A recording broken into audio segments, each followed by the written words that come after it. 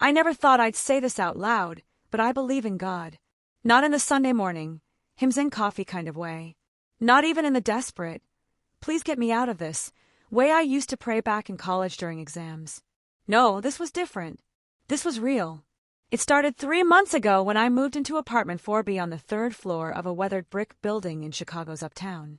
I'd just gotten out of a 3-year relationship, and all I could afford was this tiny place with walls so thin I could hear my neighbor sneezing. It had a strange energy, the kind of place that felt like it was watching you back.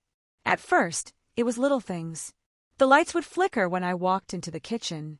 Not when I turned them on, but when I entered, like they were acknowledging me. I blamed bad wiring, told myself to call maintenance, but never did. Then there were the knocks.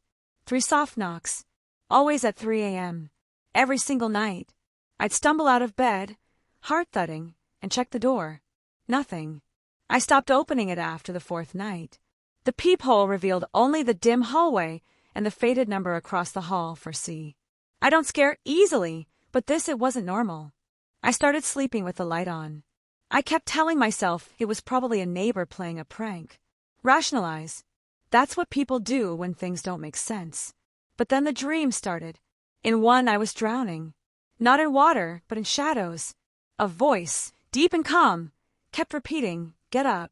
In another, I saw my childhood home burning, and standing in the yard was my grandmother, dead 10 years now, looking at me with sadness in her eyes. I didn't grow up religious. My parents believed in science, in therapy, in things you could measure. But when I mentioned the dreams to my mom during a phone call, her voice went oddly quiet. "Subscribe for part 2.